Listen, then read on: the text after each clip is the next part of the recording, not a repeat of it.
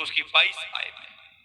इसमें लिखा है, इसलिए परमेश्वर की कृपा और कड़ाई को देख, जो गिर गए उन पर कड़ाई, परंतु तुझ पर कृपा, यदि तू उसमें बना रहे, नहीं तो तुम भी काट डाला जाएगा। हालेलुया। देखिए, परमेश्वर की कृपा और कड़ाई को देख, परमेश्वर की दया और उसके क्रोध को देख, जो गिर गए उन पर कड़ाई। ये लोग गिर गए जिन्होंने अपना फेथ छोड़ दिया, जो शैतान के द्वारा बरमाए गए, जो कमजोर हो गए, जिन्होंने प्रार्थनाएं छोड़ दी, रोजे छोड़ दिए, प्रभु की हजूरी में आना छोड़ दिया। आपको मैं बताऊं, वो प्रसन्न नहीं होंगे। क्यों क्यों वो प्रसन्न नहीं होंगे? क्योंकि बाइबल का एक सिस्टम है, एक रूल है कि परमेश्वर से अलग रहकर हम कुछ कर ही नहीं सकते। प्रभु ने कहा, मुझसे अलग रहकर तुम कुछ नहीं कर सकते। तो प्रभु से अलग होकर कुछ करना ये परमेश्वर के खिलाफ है, क्योंकि प्रभु का वचन है कि मुझसे अलग रहकर तुम कुछ भी नहीं कर सकते। अगर तूने बपतिस्मा लिया है, तौबा की, मुझे अपना जीवन दिया है, चर्च आने के बिना, प्रार्थना करने के बिना, आत्मिक जीवन जीने के बिना तुम कुछ कर ही नहीं सकते। और जो करने की कोशिश कर रहे हैं, लोग सोते में चर्च ना जाऊं, महीना हो गया और मैं अपना बिजनेस स्टैंड कर जाऊं, वो प्रभु के खिलाफ है। मैं अपनी फॉरेन की वीजे की फाइल के लिए घूमूं, वो व्यर्थ है। मैं दूसरों की सहायता के लिए, पैसे के इंतजाम के लिए इधर उधर भटकूं, वो व्यर्थ है।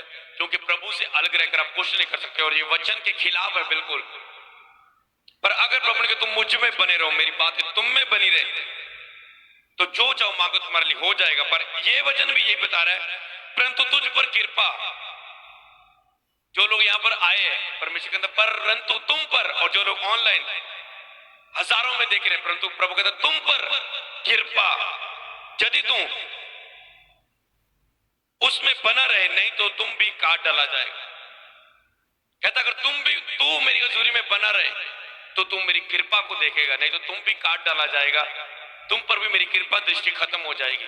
और जिन पर प्रभु अपना कृपा वाला हाथ, बरकत वाला हाथ उठा लेता है कि उसको बार बार प्रभु ने कहा पाप छोड़ दे, नहीं छोड़ा। चर्च लगातार आना शुरू कर, प्रचार के दौरान नहीं आया। रिश्तेदार ने बोला, पत्नी ने बोला, फैमिली ने बोला प्रार्थना शुरू कर दे, रोजे रखा कर, प्रार्थना में बैठा कर हमारे साथ, नहीं ध्यान दिया। बुद्धि ने कहा तूने बुद्धि की बातों की ओर ध्यान नहीं दिया। जब तुम पर विपत्ति आएगी, मैं भी तुम्हारी सुनूंगी नहीं, और मैं भी तुम पर हंसूंगी। अब प्रभु ने अगर तुम मुझ पे बना रहे, मेरी हुजूरी में बना रहे, बिजी रहे, तो मैं तुम पर कृपा दृष्टि करूंगा। और जो आज की मीटिंग का सबसे खास वर्ड जो मुझे पसंद आया कि हम 7 दिन हफ्ते के, अगर हफ्ते में 7 दिन, उन 7 दिन में हम बिजी होने वाले हैं, तो प्रभु ने अगर तुम 7 दिन मुझ में बना रहे तो मैं तुझ पर कृपा दृष्टि करूंगा। तो आपके ऊपर कृपा होने जा रही है, और कृपा अनुग्रह आपको वो दे सकता है जिसके आप काबिल भी नहीं है, जिसके आप काबिल भी नहीं है। तो अगर जब आप 7 डेज प्रभु में बिजी हो जाते हैं, 7 दिनों का सही इस्तेमाल करते हैं। आज कई लोग कर्जों में पता क्यों है, कई लोग दुखों में पता क्यों है, कई लोग बीमारियों में पता क्यों है, कई लोग की लाइफ स्टैंड पता क्यों नहीं हो रही, लाइफ में कुछ भी पता क्यों नहीं बन रहा है। जो बोलते मेरी लाइफ का कुछ नहीं बनता जी, कुछ नहीं बनता, ना मैरिज होंगी, ना आ होंदा, ना ओ होंदा, ना ओ होंदा। क्यों? क्योंकि वो 7 डेज बिजी नहीं है प्रभु में, वो टाइम वेस्ट कर रहे हैं अपना। और जिनको टाइम की कदर नहीं है, प्रभु ने कभी भी उनके ऊपर कृपा दृष्टि नहीं करेगा। ये वचन बता रहा है, उनको काट डाला जाएगा, फेंक दिया जाता है। जब प्रभु के बार बार समझाने के बाद भी वो व्यक्ति नहीं सुनता, बाइबल में एक ऐसा वचन भी है कि अगर वो बार बार तुझे समझा रहा है नशा छोड़ दे, ये काम करना छोड़ दे, ये गलती छोड़ दे, ये कमजोरी छोड़ दे, ये गलत रिलेशन छोड़ दे, प्रचार के लिखा, तो अगर नहीं तेरी मान रहा है बार बार कहने में, तो उसे उसके हाथ में छोड़ दे। और ऐसा ही बाइबल लिखा, उसे शैतान के हाथों में छोड़ दे।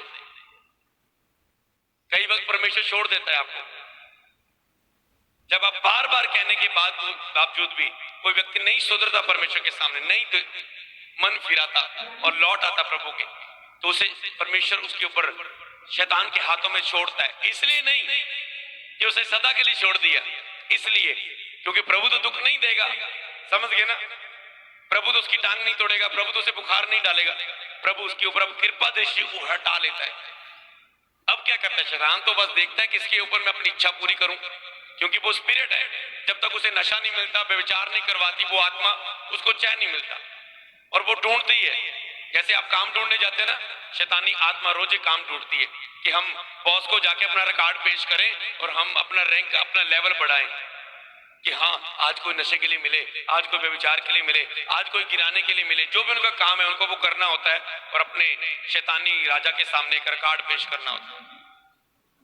और जब आप फिर शैतान को सौंप दिए जाते हैं, फिर शैतान जो मर्जी करता है, आपकी लाइफ, पैसे पर अटैक, आपकी हेल्थ पर अटैक, आपकी परिवार पर अटैक, और फिर आप कहते हो जिस तरह इस्राएलियों के ऊपर जब वो बार बार प्रभु की नहीं सुनते थे, प्रभु उनको उनके हाल पर छोड़ देता था और फिर उनके ऊपर कष्ट, प्रॉब्लम बढ़ जाती थी।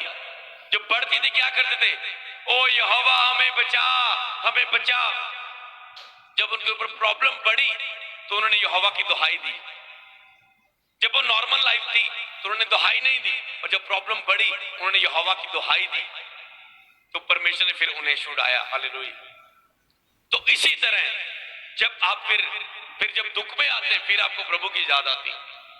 कई लोगों को देखा मैंने फॉरेन गए हुए, जहां कई लोगों को दुष्ट आत्माएं सता रही हैं, या किसी फील्ड में है वो, तो मैं उन्हें बोलता हूं, वो कहते हैं बस मेरा मन बहुत करता है मैं परमेश्वर की सेवा हम करें, प्रभु के कामों को भी करें।